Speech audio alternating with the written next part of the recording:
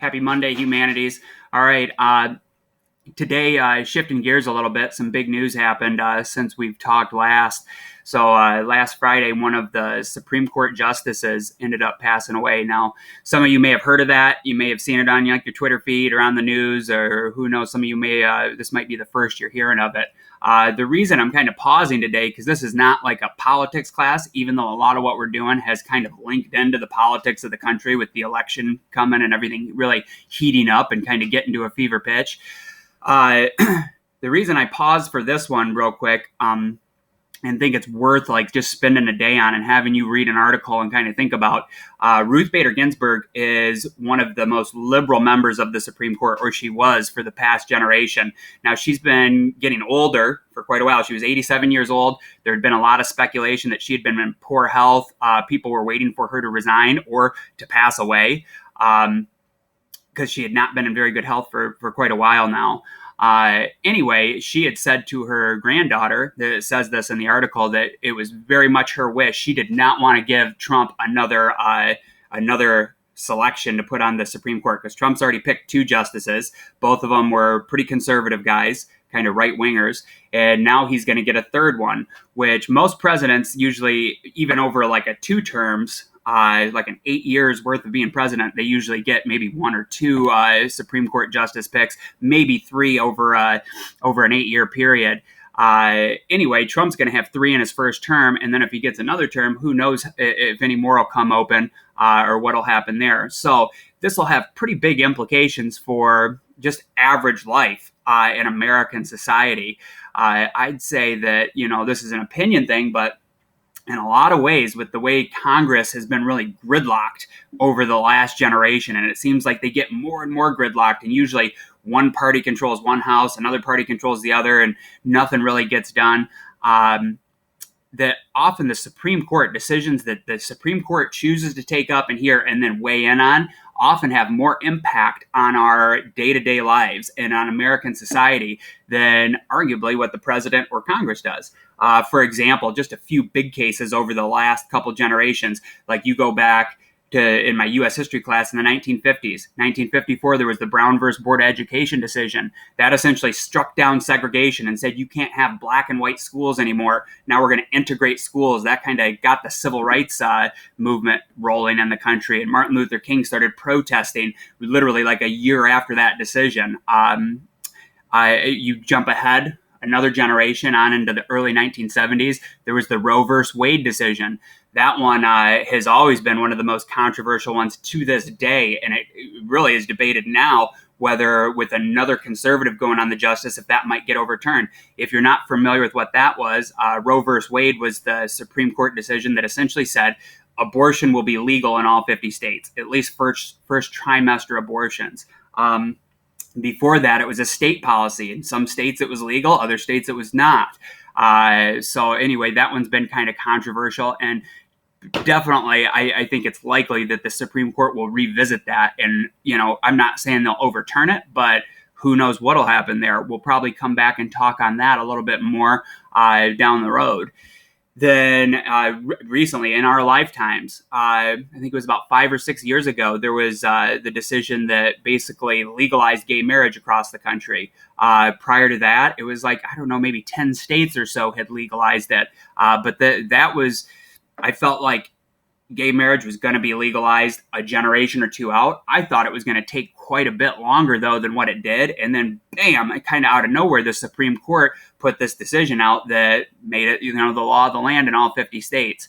So what I want you to do with this, look at the article that I am posting today. It should be a pretty easy Monday for you. I want you to think about this a little bit, and how do you think that this might impact you? Also, we'll do a discussion thread. And please post all comments in like the student answers or the short answers section. Remember, keep it positive, stay upbeat, don't be negative or be hating on other people. But for this one, everybody needs to post one comment for their credit.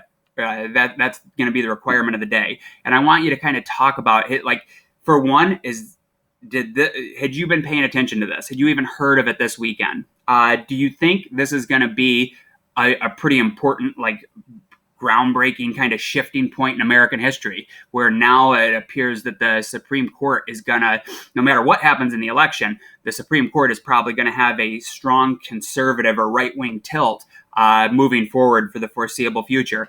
Do you think, so here's my question, is that good news or bad news?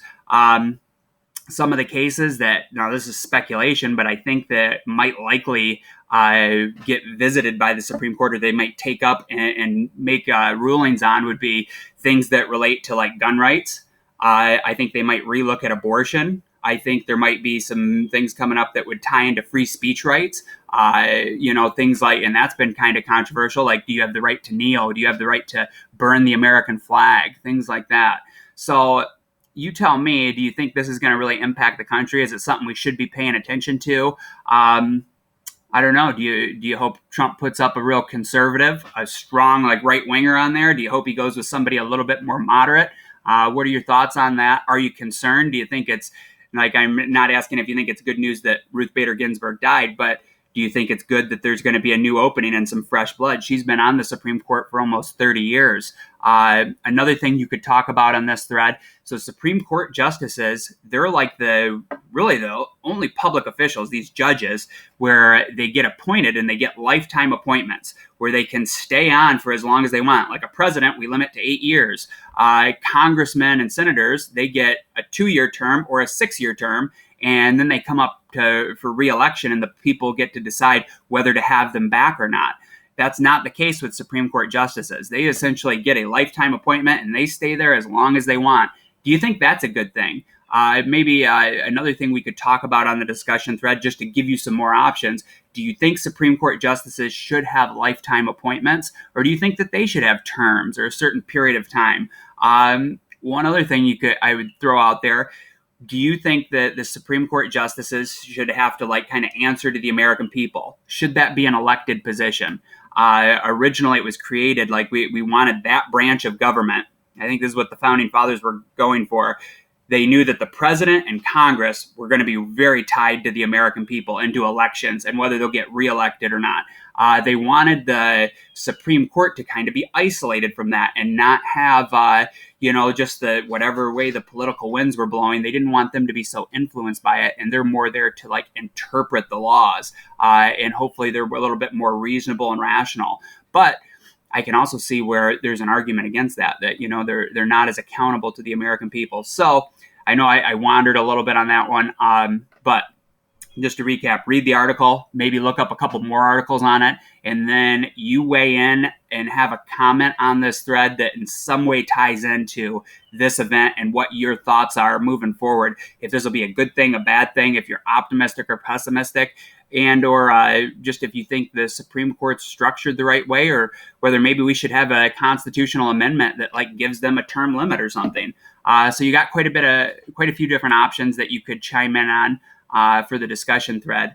Also, one other final opportunity that I'll throw out there. Some people had lost some points because on one of our last discussion threads, you were supposed to post your own comment and then reply or give a response to somebody else's comment. Not everybody did both of those. So if you had lost any points on your discussion grade on the participation column, here's a chance for you to earn it back. Today, you only are required to post one thorough comment, chiming in on this discussion. But if you had lost any points in previous discussions, if you do a couple extra responses to other people's comments, this would be a chance for you to earn some of those points back. Now, if you have full points and you still want to respond to somebody else's comment, that's totally fine too. Go for it. Just remember, always keep them positive. Don't get mean or negative or be bullying people. We want to keep it respectful and all discussions reasonable and school appropriate. So that's what I got for you today. See you again tomorrow. We're going to shift gears and move on to a different topic. But you can definitely expect that once this vacancy on the court gets filled, we probably will revisit this again and look at what the implications are, how this might affect American society and, us as people moving forward. Take care.